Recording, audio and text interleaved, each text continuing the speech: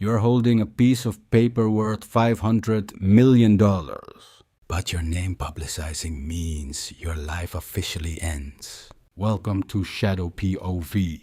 Every cousin, scammer, and psychopath is now tracking your coordinates. If you want to survive the absolute curse of this miracle, listen until the very end. Section 1. The Shock and the Gas Station Epiphany Level 1. Absolute disbelief.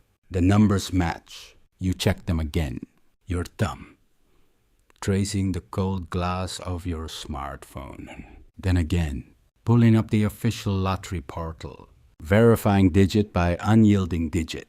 Your hand is shaking so violently you can barely hold the screen steady. 7, 14, 22, 30, 45, Powerball 11. Every single number on your crumpled ticket mirrors the blinding display. $500 million.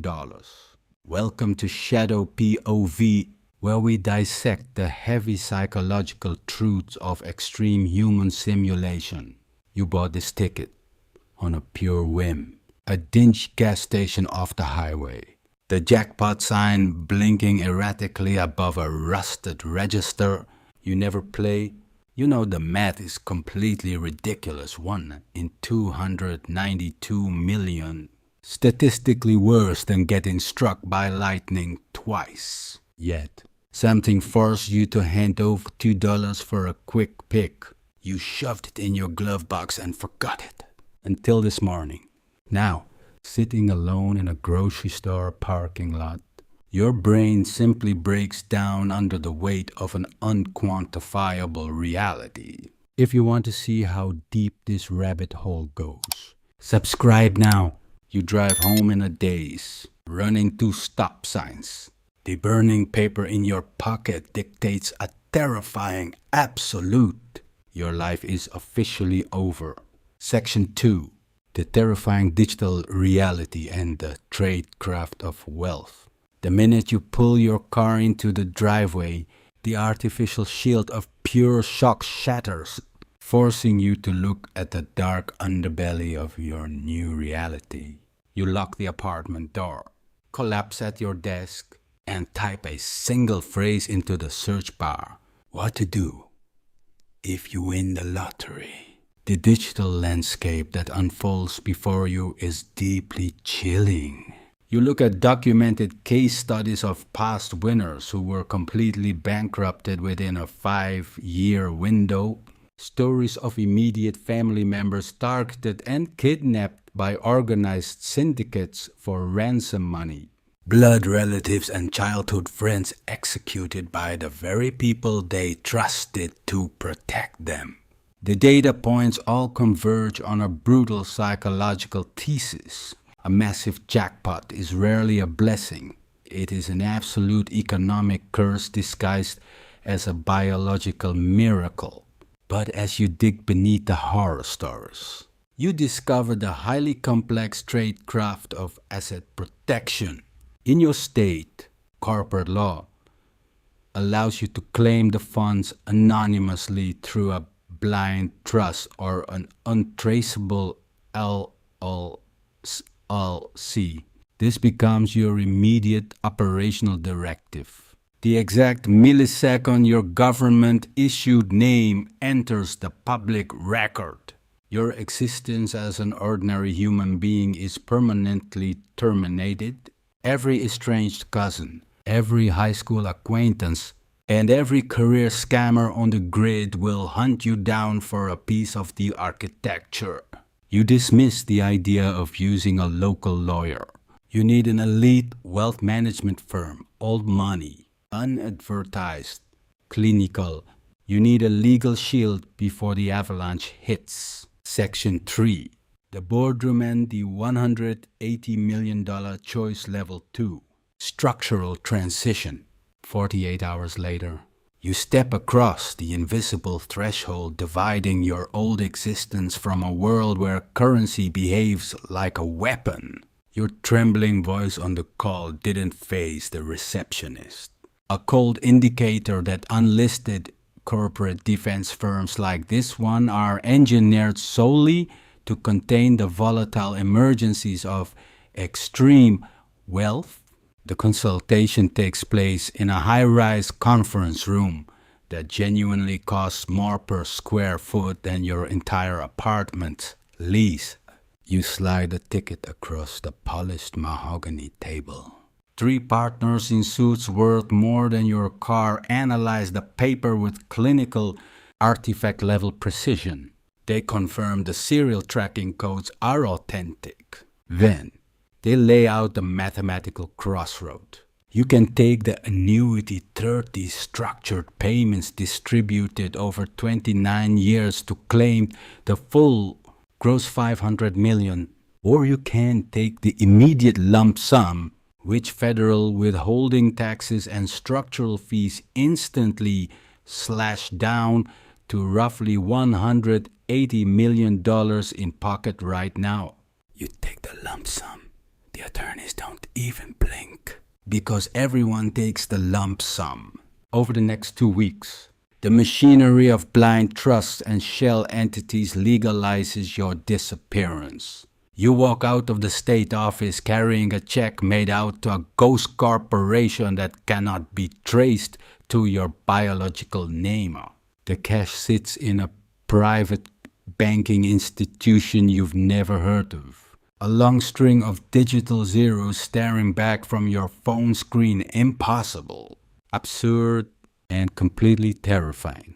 Section 4. The 11-minute power transfer and family debts. With a multi-million-dollar ghost entity shielding your name, the immediate deployment of your newly acquired liquid capital shifts from legal architecture to absolute structural dominance.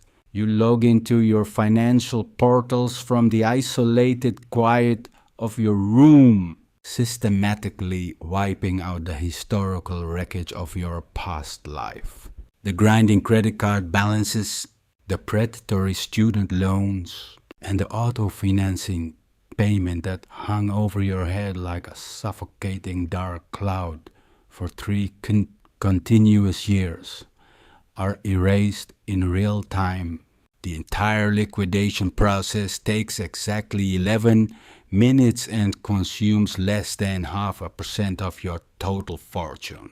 Severe micro-stressors that dictated your breathing patterns at 3:00 a.m. for an entire decade completely evaporate with a few cold, silent clicks. Next, you weaponize this capital to execute a quad intervention for the people who gave you life. You route a single, untraceable wire transfer to completely delete your parents' $240 out. 000 mortgage balance, a debt they spent 20 grueling years defending against. They have no conceptual understanding of where the funds originated. You construct a calculated, seamless lie. You had an exceptional fiscal year at work, your savings maximized, and you simply wanted to protect them. The deception rolls off your tongue with terrifying ease. Your mother breaks down over the receiver, calling you her miracle, while your father holds you in a heavy, grounding embrace you haven't felt since the world was simple. Capital suddenly registers as a superpower, allowing you to quietly lift systemic weights of your siblings' student loans and your aunt's drowning medical bills. Each transfer disappears a crisis, but the silence is already beginning to rot. The foundation of your humanity. Section 5. The quiet quit and the fake departure level 3. Isolation sets in. As the structural weights vanish from your family's lives, the lingering architecture of the secret immediately begins to warp and crush your own sense of reality.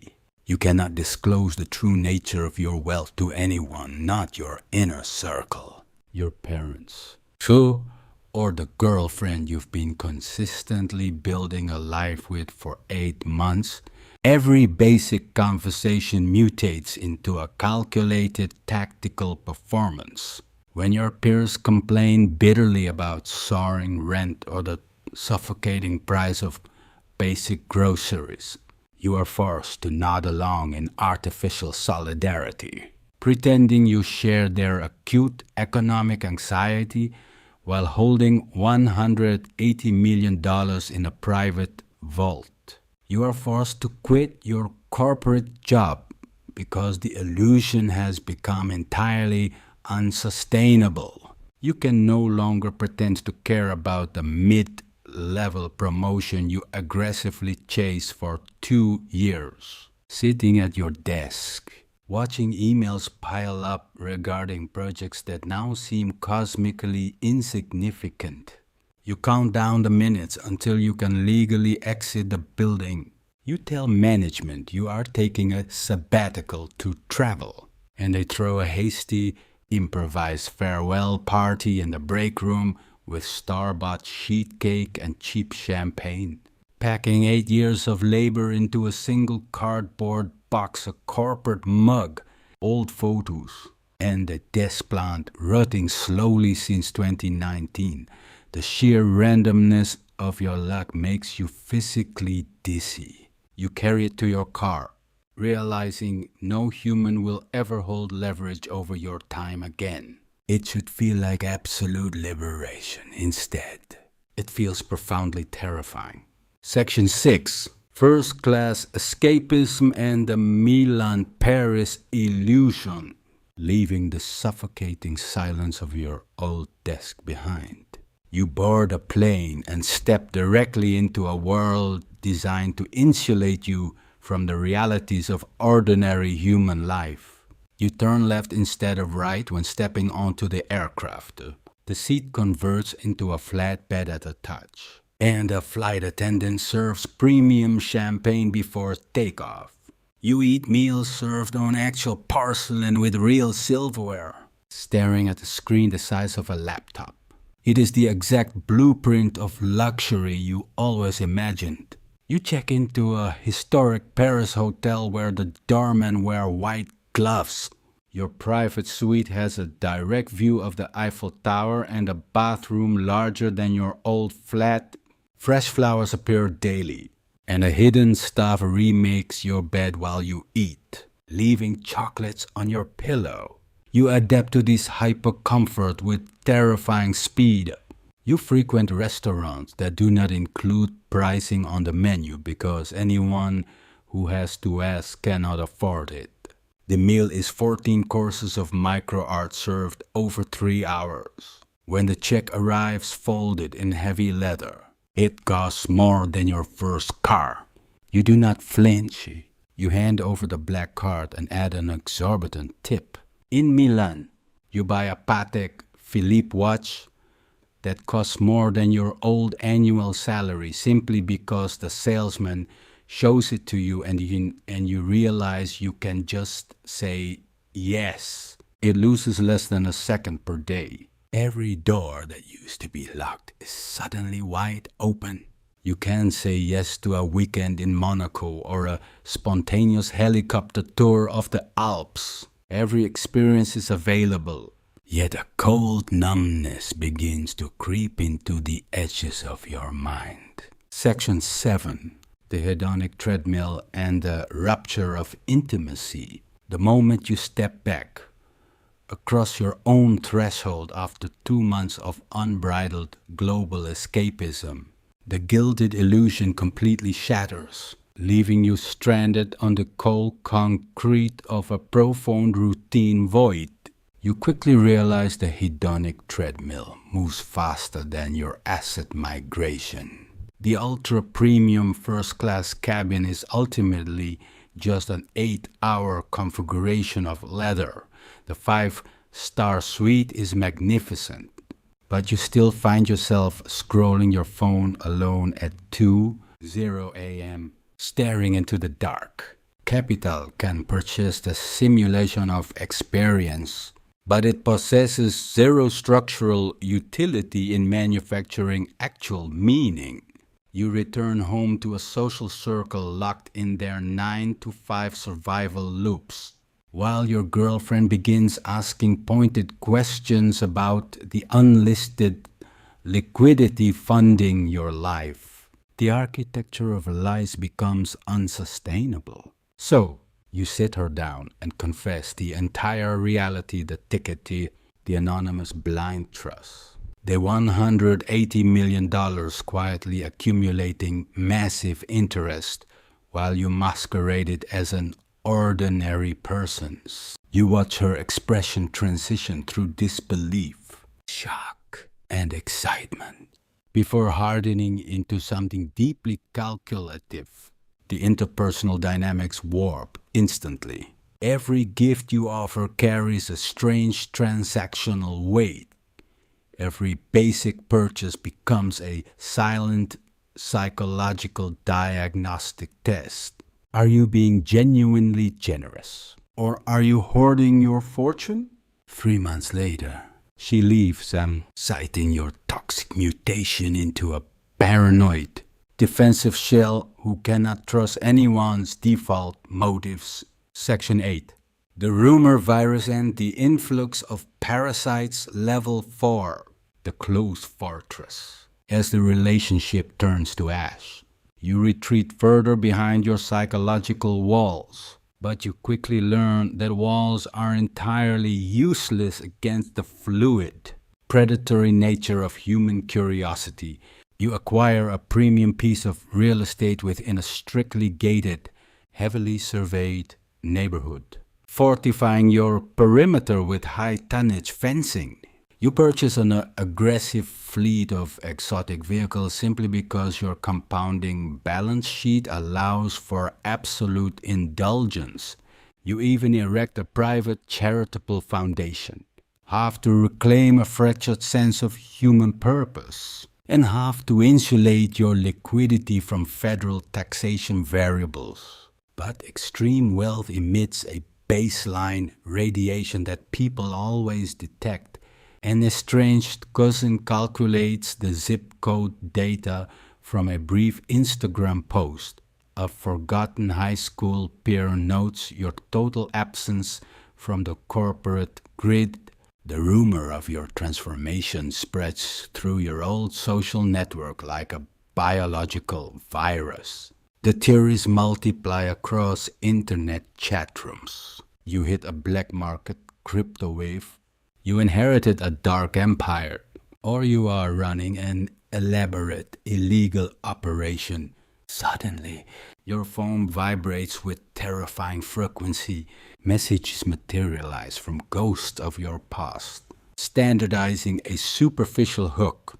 Hey man, long time no talk. Let's grab a drink. The sudden surge of human interest is purely transparent. They are all hunting for systemic leverage. Your digital portals dissolve into a relentless deluge of uncollateralized loan requests, elaborate stranger tragedies, and predatory business schemes. The moment you issue a clinical refusal, they label you selfish. Your fortress is built, but the parasites are already clawing at the gates. Section 9. The $80. 000 panic room and the high-cost prison. The continuous influx of social parasites completely alters your default defensive posture, turning your fortified home into a physical manifestation of your deep psychological isolation. On the direct clinical advice of your private wealth management firm, you source an elite institutional-grade security detail. You do not implement these measures because of an active, immediate threat, but because the historical data and documented case studies regarding past lottery jackpots systematically destroy your ability to sleep. You stay awake at 3:00 a.m. reading about the winner in Florida hunted down and executed by his own sister-in-law. The winner in Georgia, whose residence was violently targeted or robbed 3 separate times in a single calendar year. The winner in Kansas, quietly poisoned by a lifelong friend he considered an absolute brother. Now, there is an armed tactical specialist sitting in an idling SUV outside your perimeter, monitoring your life 24 hours a day. High-definition infrared cameras occupy every structural angle of your property, feeding real-time telemetry to a remote surveillance command center. You allocate $80,000 to construct a fortified subterranean panic room with independent life support in your basement, a cold space you have never utilized but view as a non-negotiable psychological shield. You spend significantly more annually maintaining this protective force than your entire gross annual income used to be at your old corporate job. The systemic precautions feel entirely paranoid until an unlisted stranger bypasses your outer gate, physically materializing on your porch to demand financial intervention, until an unmarked vehicle follows your sports car home, turning away only when they spot your guard. Your world contracts completely to keep human variables at a safe distance. Section 10. The neutral state and the safe deposit box level, max. The soft prison. Even within the heavy perimeter of your high-cost prison, the stark reality remains that raw capital cannot buy human connection, forcing you to seek validation through elite networks and calculated altruism. You attempt to navigate high net worth dating applications requiring certified income verification, hoping to find individuals insulated from hunting your fortune. But these ecosystems present their own cold, structural pathologies.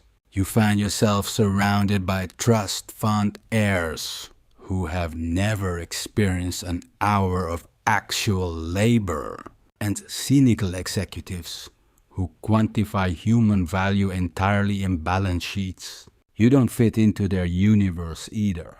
5 years pass since the numbers matched.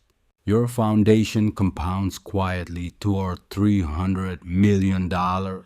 Turning your capital into tangible change by funding scholarships and cancer treatments. You bought your parents a modest coastline palace. When they saw the ocean view, they wept. For a fleeting hour, the money felt worth the psychological cost. But on the dark days, the underlying loneliness is absolute. Your original friends are distant, unable to relate to your problems. And you cannot complain without sounding like an absolute monster. The ticket that dismantled your reality sits inside a dark safe deposit box. You are stuck in a soft prison of unlimited options, free to do anything, completely unable to feel anything. You possess the structural power to have anything, so you completely cease wanting anything. The ultimate American dream is yours, and you are locked inside it forever. This entire sequence is not a celebration of wealth, but a clinical documentation of architectural isolation. You handed over $2 at a blinking gas station, thinking you were purchasing a ticket to absolute freedom. Instead, you unlocked a slow-moving drama that systematically dismantled your default human settings. The initial 11 minutes of settling debts felt like an absolute superpower, a fleeting moment of pure leverage. But capital behaves like a heavy radiation on private bonds. It distorted your 8-month relationship into a calculative tactical diagnostic test. It turned your blood relatives and childhood acquaintances into predatory social parasites hunting for uncollateralized loans to survive the relentless deluge. You constructed an $80,000 subterranean prison surrounding your biological life with armed specialists and real-time telemetry. Your adaptability ran hot, But luxury rapidly plateaued into an emotional flatline where first-class flatbeds and handmade Patek watches signify nothing but frictionless friction. By the 5-year mark, your asset compounding was automatic, yet your psychological baseline remained entirely neutral, void of human hunger, structural risk, or organic joy. You conquered the game, only to discover that the safety net is a soft sell. The ultimate American dream extracted your capacity to savor ordinary existence, leaving you with unlimited choices but completely unable to feel a single thing.